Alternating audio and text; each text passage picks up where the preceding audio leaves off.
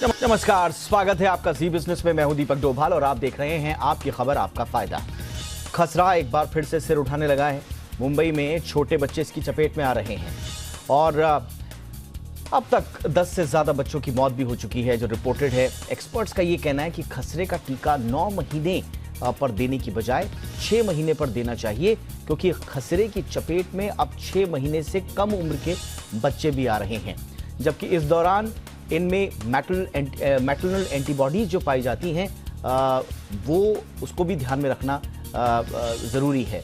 ऐसे में आज हम इसी मुद्दे पर चर्चा करेंगे, समझेंगे कि मीजल्स के वैक्सीन को तय समय पहले लगाना कितना कारगर साबित हो सकता है, इसकी बढ़ोतरी की वजह क्या है, साथ ही इसके लक्षण क्या है, इससे निपटने के उपाय क्या हैं, और सबसे बड़ी बहस जो मीजल्स की वैक्सीन को लेकर आ रही है।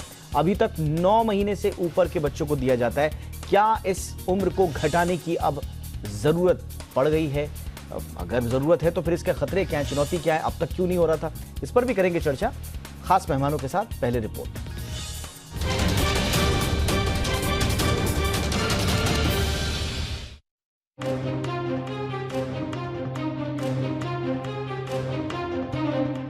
मुंबई में फैले मीजल्स यानी खसरे के संक्रमण ने स्वास्थ्य विभाग के हाथ पांव फुला दिए हैं। अब तक 200 से ज्यादा मामले रिपोर्ट किए जा चुके हैं, जबकि इस साल खसरे से मरने वालों का आंकड़ा भी दहाई पार कर चुका है। केंद्र सरकार ने मीजल्स के संक्रमण के खतरे को देखते हुए 3 सदस्यों की एक टीम का गठन किया है। वहीं WHO भी मामले पर नजर बनाए हुए है। दरअसल खसरा पैरामाइक्सो वायरस के चलते होता है। ये एक व्यक्ति से दूसरे व्यक्ति में बड़ी आसानी से फैल जाता है। खासकर बच्चे इसकी संक्रमण की चपेट में आसानी से आ जाते हैं। फिलहाल बच्चों को खसरे का पहला टीका 9 महीने से 12 महीने के बीच दिया जाता है, जबकि दूसरा टीका 16 से 24 महीने की उम्र में दिया जाता है। टीके की दोनों डोज के चूकने पर इसे 5 साल के अंदर बच्चे को दिया जाता है। इसके बचाव को लेकर 2 टीके मौजूद हैं। पहला MMR टीका जो बच्चों और वयस्कों को खसरा, कंठमाला और रुबेला से बचाता है। दूसरा MMRV टीका जो बच्चों को खसरा, कंठमाला, रुबेला और चिकन पॉक्स से बचाता है। लेकिन हेल्थ एक्सपर्ट्स मीजल्स के संक्रमण के बढ़ते खतरे को देखते हुए इसके टीके को 6 महीने में देने की बात कर रहे हैं, क्योंकि मीजल्स की चपेट में 6 महीने के बच्चे भी आ रहे हैं। आमतौर पर धारणा है कि 6 महीने के बच्चों में मैटरनल एंटीबॉडीज होती हैं और ऐसे में उन्हें इस दौरान दिया गया कोई टीका असरकारी नहीं होता है। खसरे के लक्षणों की बात करें तो बच्चों में ये 10 से 14 दिनों के बाद दिखने लगता है। इसमें बच्चे को बुखार आता है, सूखी खांसी के साथ बच्चे की नाक से लगातार पानी बहता है, बच्चे का गला सूखने लगता है और आंखों में सूजन आ जाती है। मीजल्स की सबसे प्रमुख पहचान ये है कि बच्चे के चेहरे पर गहरा लाल रंग बन जाता है और उसमें छोटे छोटे दाने दिखने लगते हैं। ये लाल दाने शुरुआत में सिर पर होते हैं और फिर धीरे धीरे पूरे शरीर में फैल जाते हैं। खसरे के संक्रमण के शिकार रोगी के आसपास रहने वाले लोगों को यह संक्रमण बड़ी आसानी से अपनी चपेट में ले लेता है। खसरे की बीमारी गंभीर होने पर बच्चे में डायरिया और उल्टी भी हो सकती है। कुछ बच्चों में संक्रमण ज्यादा होने से बहरेपन की शिकायत भी पाई गई है।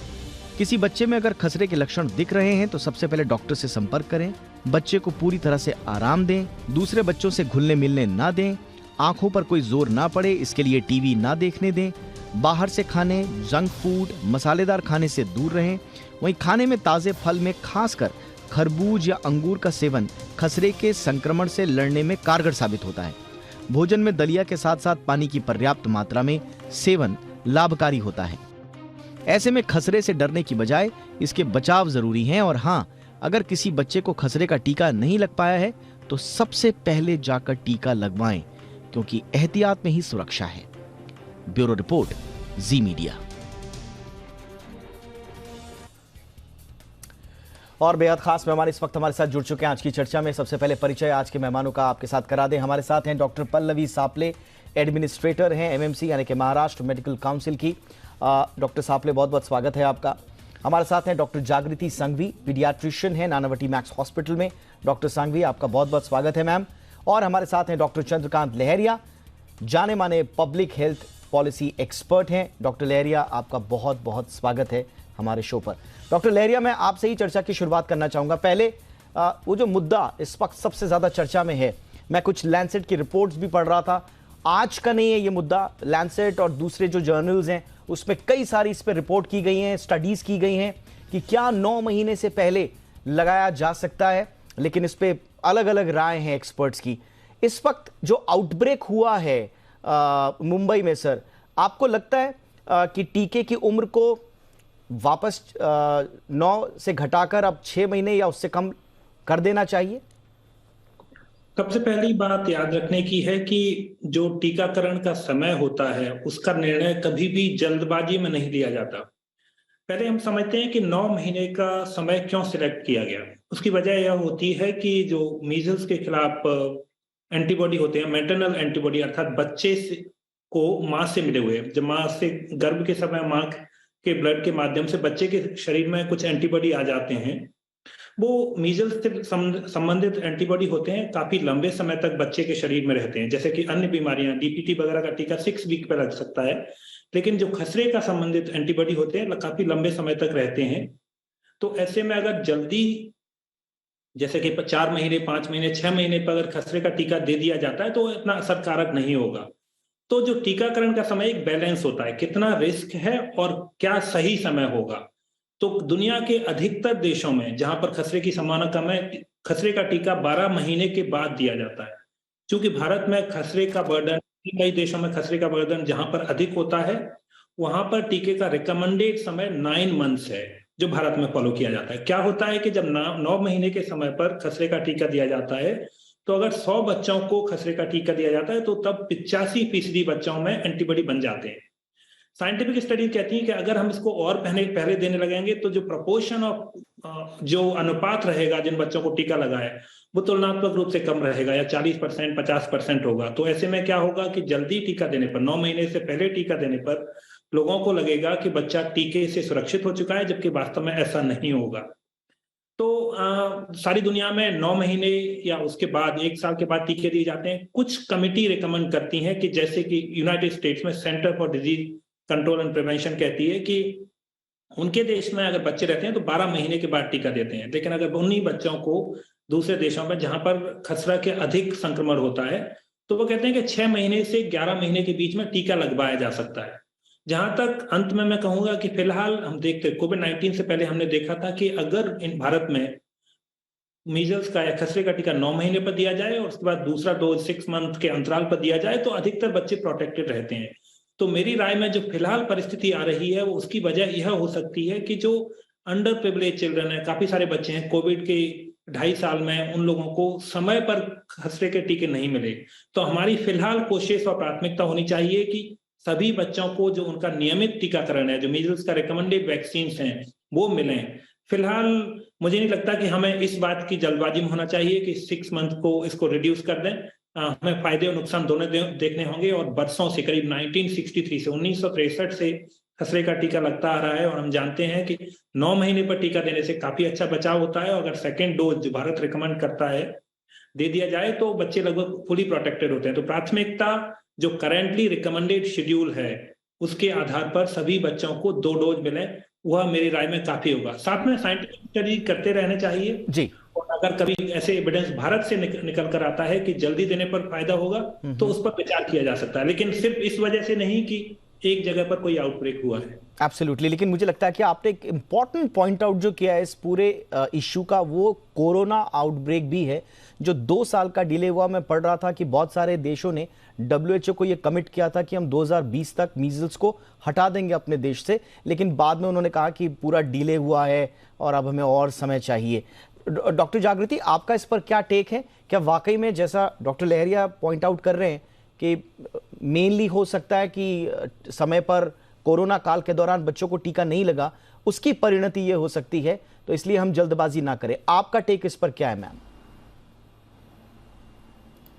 जी नमस्कार। बेसिकली ये जो कोरोना का काल गया, जिसमें 2 साल में काफ़ी सारे लोग ऐसे थे जो रेगुलरली बीएमसी के सेंटर तक या गवर्नमेंट के सेंटर तक पहुंच के अपने बच्चे को टाइम पे मीजल्स का या खसरे का टीका नहीं लगा पाए। शायद उसके कारण ये आउटब्रेक अभी हुआ है, ऐसा माना गया है।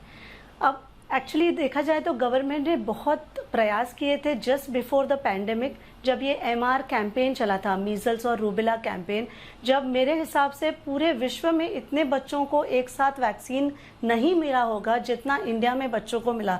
आई थिंक उन्होंने 32 करोड़ बच्चों को उस 1 साल के दौरान मीजल्स का और रूबेला का वैक्सीन दिया। इन स्पाइट ऑफ दैट ये 2 साल में जो बीच में गैप आ गया, जिसमें नियमित जो रेगुलर रूटीन वैक्सीनेशन है वो जो नहीं हो पाया, शायद उस वजह से इस टाइम पे हम इस आउटब्रेक पे खड़े हैं। और जैसे डॉक्टर लहरिया ने बताया कि it is not an outbreak all over the country, कुछ हिस्से हैं जहाँ पे दे हैव फाउंड कि यहाँ पे लैप्सेस हुए हैं वैक्सीनेशन में, जैसे बॉम्बे में, नासिक में, मालेगांव वगैरह में। तो इस सब जगह पे ऐसा देखा गया कि देयर हैव बीन लैप्सेस, क्योंकि यहाँ पे बहुत पुअर सोशियो इकोनॉमिक स्ट्रेटा के बच्चे हैं और उसके कारण शायद हम इस आउटब्रेक के पॉइंट पे खड़े हैं। But in the past government has made a lot of efforts और इनफैक्ट दिसंबर 2023 तक ऐसा सोच रहे थे कि हम ये मीजल्स को इरेडिकेट भी कर पाएंगे, बट अनफॉर्चुनेटली पैंडेमिक की वजह से हम ये मुश्किल में पड़े हैं। बिल्कुल। डॉक्टर पल्लवी, हेल्थ सेक्टर में हम इतना आगे बढ़ चुके हैं, हम बहुत सारी उपलब्धियों के साथ आज ये दम भरते हैं कि हम बहुत आगे बढ़ चुके हैं, लेकिन खसरा जिसके लिए बहुत सारी शिद्दत से तमाम सरकारें, एक सरकार नहीं लगे रहे, उसके बावजूद ये हमारे बीच में अभी भी बना हुआ है। मुख्य वजह आप क्या मानती हैं इसकी? खसरे के बारे में खासकर ये कहना पड़ेगा कि खसरा जो बीमारी है, ये अगर 2 डोज मिलते हैं तो दुनिया से, जैसे हमने पोलियो निकाल दिया है भारत से और अभी सिर्फ 4-5 देशों में पोलियो बचा है, या स्मॉल पॉक्स के बारे में तो अभी आज की जनरेशन भूल गई है, क्योंकि स्मॉल पॉक्स का टीका देना भी हमने छोड़ दिया है, इतनी इस तरह से स्मॉल पॉक्स निकल गया है। तो खसरा भी खासकर ऐसी ही एक बीमारी है कि ये सिर्फ ह्यूमन बीइंग्स, इंसानों में ही होती है, जानवरों में नहीं होती, पशु पक्षियों में नहीं होती, या उसके जो कीटाणु है वो ज़मीन पे भी टेटनस जैसे नहीं रहते। तो एक बार अगर अपनी दुनिया के हर इंसान ने 9 और 15 महीने में खसरे का टीका लगा लिया तो खसरा भी दुनिया से निकल जा सकता है। कई प्रगत देश है जैसे अमेरिका, वहाँ अभी खसरा उनके देश में होता ही नहीं है। उनके यहाँ सिर्फ हम जो कहते हैं ना इम्पोर्टेड केसेस, बाहर से कोई आता है वो खसरा दे जाता है, खसरा ख़त्म हो गया है।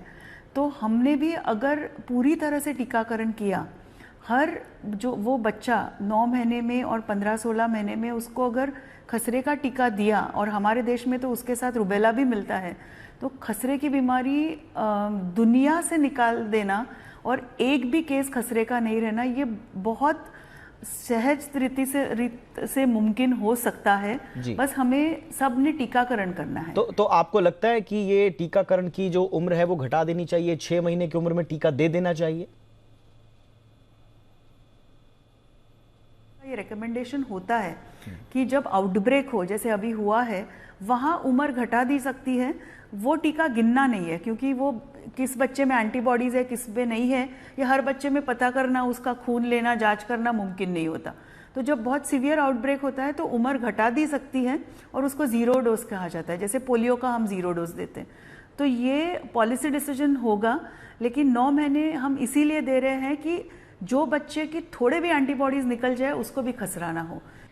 ओके, तो ये एक इंटरेस्टिंग है कि जहां पर अगर आउटब्रेक है वहां पर अगर लोकल कॉम्पिटेंट अथॉरिटीज ये फैसला लें कि हमें उम्र घटानी है तो उम्र घटाई भी जा सकती है, लेकिन वो 0 डोज कहलाई जाएगी। ये बड़ा इंटरेस्टिंग है। तो खसरे के आउटब्रेक को लेकर आज हम चर्चा कर रहे हैं और इस पर एक बहस ये चल पड़ी है कि 9 महीने बाद जो दिया जाता है खसरे का टीका, क्या उसे थोड़ा जल्दी दिया जाना चाहिए। बहुत सारे डॉक्टर्स, हेल्थ एक्सपर्ट्स इस बात की वकालत भी कर रहे हैं, लेकिन हम कुछ और पक्षों को, पहलुओं को समझने की कोशिश कर रहे हैं आज की चर्चा में। डॉक्टर लहरिया, मैं थोड़ा सा स्ट्रेन के बारे में आऊँगा। अब ये D8 स्ट्रेन के बारे में भी कहा जा रहा है, इसमें भी 2 पक्ष हैं। कोई कह रहा है कि ये ज़्यादा डेडली है, D8 की वजह से मौतें हो रही हैं। दूसरे लोग जो कह रहे हैं कि नहीं, ये D8 की वजह से नहीं हो रहा है, महाराष्ट्र में बहुत पहले से है, और जो आप कह रहे थे कि इम्यूनाइजेशन गैप जो हुआ है पेंडेमिक के कारण, ये इसकी वजह से ज़्यादा है। तो D8 स्ट्रेन पर आपका क्या कहना है सर? कोविड-19 पेंडेमिक से एक बात आम हो गई है कि अब लगभग सभी लोग, आम जन, जीनोटाइपिंग, स्ट्रेन्स की बात करने लगे हैं। तो उसी संदर्भ में अब पहली बार यह सुनने में आ रहा है और लोग बात कर रहे हैं कि D8 स्ट्रेन या पर्टिकुलर स्ट्रेन की वजह से हो रहा है। तो चलिए स्ट्रेन की बात करते हैं। जो खसरे का जो वायरस होता है, आरएनए वायरस होता है। आरएनए वायरस यूं तो काफी तेजी से बदलाव आते हैं, लेकिन फॉर्चुनेटली जो मीजल्स का वायरस या खसरे का वायरस है वो फेयरली स्टेबल है। उसके बावजूद इसमें करीब 24 जीनोटाइप होते हैं। लेकिन सारी दुनिया में 24 जीनोटाइप मिले हैं, जिसमें से 3 जीनोटाइप होते हैं जिनमें H1, B3 एंड D8 ही बीमारी फैलाते हैं या आउटब्रेक्स करते हैं। जहां तक H1 जो टाइप की बात है वो चाइना में होता है एक्सक्लूसिवली, B3 मुख्य रूप से यूरोप में पाया जाता है, और जो D8 है वो एशिया में और सारे एशिया महाद्वीप में करीब 1980s में सबसे पहले देखा गया था। उसके बाद अभी D8 लगभग सारी दुनिया में खसरे के जो मुख्य कारण है उनमें से D8 स्ट्रेन है। तो पहली बात याद रखने की है कि यही स्ट्रेन काफी लंबे समय से चला आ रहा था, पहली बार जीनोटाइपिंग से इसको इस नजर से देखा जा रहा है। तो यह कोई नई बात नहीं है, कोई नया स्ट्रेन नहीं है, ये वायरस फेयर स्टेबल होता है। जो हमें मुख्य बात याद रखनी होगी कि क्योंकि यह स्ट्रेन भारत में 1980 के आसपास से सर्कुलेट हो रहा था और संभवतः यही स्ट्रेन भारत में खसरे की बीमारी अब तक करता रहा है, तो हमें चिंता करने की जरूरत नहीं। जहां तक पब्लिक हेल्थ व्यू पॉइंट से देखें या जो क्लिनिकल पर्सपेक्टिव से देखें तो बात साफ है कि कोविड-19 के पैंडेमिक में सिर्फ भारत ही नहीं, सारी दुनिया में जो नियमित टीकाकरण था, सभी टीके, डीपीटी का टीका हो, बीसीजी का हो, पोलियो का, तुलनात्मक रूप से गिरावट आई है। सरकारें कहती रहती हैं कि वो उन्होंने मेंटेन करने की कोशिश की है, पर वास्तविकता यह है कि टीकाकरण अभियान की सफलता के लिए सरकारों के कदम और आम जनता को आगे बढ़कर आगे टीके लगवाने के लिए आना दोनों की जरूरत होती है। और सच्चाई यह है कि पिछले 2-2.5 साल में लोग घरों से नहीं निकले या उनकी चीजें डिले हुई और इम्यूनाइजेशन कवरेज कम हो गया है। मुख्य रूप से ओवरऑल भले ही वो उसी लेवल पे बना रहा हो, लेकिन जो पॉकेट्स होते हैं जहां पर इस तरह के खसरे के आउटब्रेक उभर कर आ रहे हैं, उसमें कवरेज कम हो गया है और तभी यह बीमारी फैलती है। तो मेरी नजर में मुख्य मुद्दा यह है कि हमें तुरंत इससे सीख लेते हुए इम्यूनाइजेशन कवरेज को बढ़ाने की जरूरत है, खासतौर से ऐसी पॉकेट्स में जहां संभावना है कि कवरेज कम रहा होगा। हमें इनकी चिंता करने की जरूरत नहीं है। ठीक है सर, लेकिन एक और बहस में जिसमें जब पिछली बार हमारी बातचीत हो रही थी, मैं WHO के डेटा पढ़ रहा था और लैंसेट की एक रिपोर्ट पढ़ रहा था। उसमें कहा जा रहा है कि 2014 से और उसके बाद के 5-6 सालों में जो अंडर 9 मंथ्स के बच्चे हैं उनमें 13 से 14% बच्चों में मीजल्स पाया गया, यानी कि उनकी उम्र नहीं थी मीजल्स लेने की, जो टेक्निकली WHO ने जो स्टैंडर्ड बनाए हुए हैं। तो उन बच्चों का क्या हम उन 13% बच्चों को उस संवेदनशील स्थिति में छोड़ दें? बात याद रखने की है कि सारी दुनिया में मीजल्स के केसेज और मृत्यु कम होती जा रही है, क्योंकि टीकाकरण बढ़ा है और 2 डोज वैक्सीनेशन के सारी दुनिया में लगने लगे हैं। तो मैंने यह रिपोर्ट जो आप जिसका संदर्भ दे रहे हैं नहीं देखी है, लेकिन हो सकता है वो अनुपात की बात कर रहे हैं, जहां तक मैं समझ पाता हूं, क्योंकि चूंकि डेथ्स तो डेफिनेटली कम हुई है, बीमारी कम हुई है। तो अगर उसमें डेथ का जिक्र नहीं है, उसमें सिर्फ बीमारी का जिक्र है। हाँ, सो उसमें जो प्रपोर्शन की जो बात करें परसेंटेज, संभवतः वह टोटल शेयर का है कि जो बीमारी हो रही है उसमें यंगर देन 9 मंथ में इतना प्रोपोर्शन बढ़ रहा है। तो चूंकि बड़े आयु वर्ग में कम हो रहा है तो उनका प्रोपोर्शन बढ़ता हुआ दिखेगा। लेकिन याद रखने की बात यह है कि सभी बच्चों को, चाहे वो 9 मंथ से छोटे हों या बड़े हों, इस बीमारी से बचाने की जरूरत है। तो प्रिवेंशन का तरीका है कि जहां पर भी बीमारी मिलती है वहां पर तुरंत इस तरह के कदम उठाए जाए, उन बच्चों को आइसोलेट किया जाए। और विटामिन ए इसमें लाइफ सेविंग होता है। हर मीजल्स की बीमारी अपने आप में इतना बड़ा खतरा नहीं है, लेकिन उससे जो कॉम्प्लिकेशंस होते हैं, जिनकी बच्चों की इम्यूनिटी कमजोर है, जिनका खान पान ठीक नहीं है, जिनको विटामिन ए की कमी है, उनको बचाने की जरूरत है। ऑलराइट सर, डॉक्टर जागृति आप कुछ कहना चाह रही हैं मैम?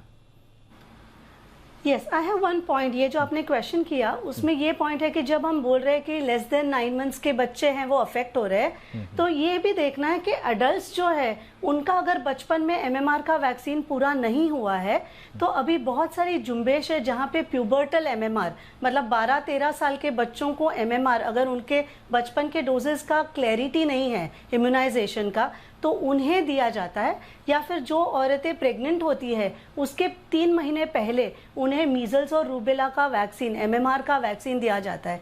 तो क्या होगा, मैटरनल एंटीबॉडीज है वो श्योरिटी से बनेगी और वो प्रोटेक्ट करेंगे अप टू 6 to 9 मंथ्स। अब ये 6 to 9 मंथ्स का पीरियड जो है वो डेफिनेटली डाइसी है, पर bye improving even the teenagers and early mothers, like young mothers, उनका vaccination, then also we might be able to bring down that 13 to 14% जो अभी अपने को ज्यादा लग रहा है। Important point. So that is also one more thing to keep in mind. Ma'am, लेकिन ये किस उम्र तक हो सकता है? अगर किसी का टीका छूट गया है तो कब तक हो सकता है ये? एक्चुअली ये कोई भी एज में हो सकता है, पर ज्यादातर बच्चे जो मीजल्स की चपेट में बहुत सिवियरली आते हैं, ये usually up to 5 years of age रहते हैं, या अगर अडल्ट्स को इस टाइप की बीमारी होती है तो उनको बहुत सिवियर मीजल्स, मतलब जिसमें कॉम्प्लिकेशंस हो सकते हैं, जैसे ब्रोंकोन्यूमोनिया है, ब्रेन का इन्फेक्शन जिसको एनकेफेलाइटिस बोलते हैं। फिर अगर प्रेग्नेंट लेडीज को मीजल्स होती है तो उनको खुद को भी बहुत भयंकर बीमारी हो सकती है, और उनके पेट में पलने वाले बच्चे हैं वो प्रीमेच्योरिटी, ग्रोथ रिटार्डेशन, या उनका डेथ, जैसे इंट्रायूट्राइन फीटल डेथ बोलते हैं, स्टिल बर्थ, वो भी हो सकता है। या जिनको क्रॉनिक डिजीज है, जिनकी इम्यूनिटी कम है, जिनको कोई भी वजह से, जैसे लॉन्ग टर्म स्टीरॉइड्स वगैरह पे है, कैंसर पे जो पेशेंट्स हैं, इन सबको हो सकता है। तो ये बीमारी सिर्फ बच्चों की नहीं है, पर अगर वैक्सीनेशन ठीक किया गया हो तो ये सारे एज ग्रुप को प्रोटेक्ट कर सकता है। एब्सोल्युटली।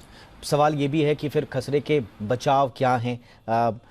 हालांकि इस पर बहुत सारी जागरूकता अभियान भी चलाए गए हैं, ज़्यादातर माताएं भी जानती होंगी, लेकिन उन दर्शकों के लिए जो ये समझना चाह रहे हैं कि बचाव क्या है, डॉक्टर पल्लवी से पूछ लेते हैं। डॉक्टर पल्लवी, बचाव के बारे में बताएं मैम। हम लोगों ने, मतलब आप कह रहे हैं कि हम प्रगत हो गए हैं, लेकिन अब तक अपने पास HIV की, डेंगू की, मलेरिया की का टीका अपने पास उपलब्ध नहीं है। ये खसरा एक है जिसका जादुई टीका 60 साल से अपने पास है। तो ये खसरे से बचने का बेस्ट रास्ता, इससे बेहतर कोई रास्ता ही नहीं है। 2 टीके लगवा लो, खसरा होगा ही नहीं, दुनिया से निकल जाएगा, जैसे मैं कहती हूँ। लेकिन अभी क्या करेंगे, जो ये फैलाव हुआ है इसमें क्या करेंगे? तो अगर आपने टीका नहीं लिया है तो फौरन टीका ले लीजिए, बिकॉज खसरा होने के बाद भी जिन्होंने टीका लिया है उन्हें भी थोड़ा सा तो आराम ज़रूर मिलता है, थोड़ा असर बीमारी का कम होता है, ये देखा गया है। ये एक बात है।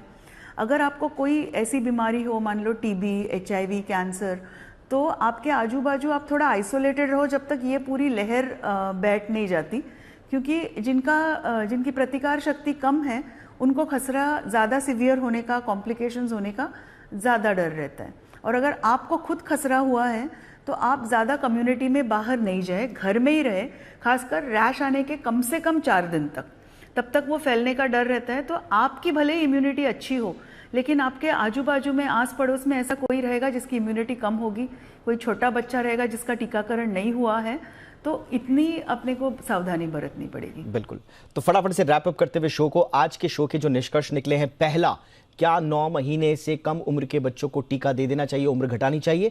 अभी इसकी आवश्यकता नहीं है, जो हमारे एक्सपर्ट्स ने बताया है। और जहां जहां आउटब्रेक्स होता है वहां पर लोकल अथॉरिटीज के पास ऑलरेडी ये डिसीजन लेने की पावर होती है, इसलिए हमारे पैनलिस्ट इस मसले को रूल आउट करते हैं। लेकिन हाँ, हमारे पैनलिस्ट ये जरूर कह रहे हैं कि आप जो इम्यूनाइजेशन गैप आया है, चाहे वो पैंडेमिक की वजह से आया या पैंडेमिक से पहले भी अगर कुछ पॉलिसी लेवल पे कुछ लेथार्जी रही है, उसको दुरुस्त कीजिए, इम्यूनाइजेशन को और ज्यादा बढ़ाइए, ताकि हर बच्चे को हम खसरे से बचा सकें। और बचाव का उपाय जो अंत में बताया गया वो यही है कि खसरे से बचाव का एक ही उपाय है, खसरे का टीका। तो जितनी जल्दी हो सके, अगर छूट गया है तो टीका लें। बहुत बहुत शुक्रिया आप तीनों का, आपने वक्त निकाला। Doctor Pallavi Saple, thank you so much ma'am. Doctor Jagruti Sanghvi, thank you so much ma'am. Doctor Chandrakant Lahariya, thank you so much sir, आपने वक्त निकाला हमारे लिए।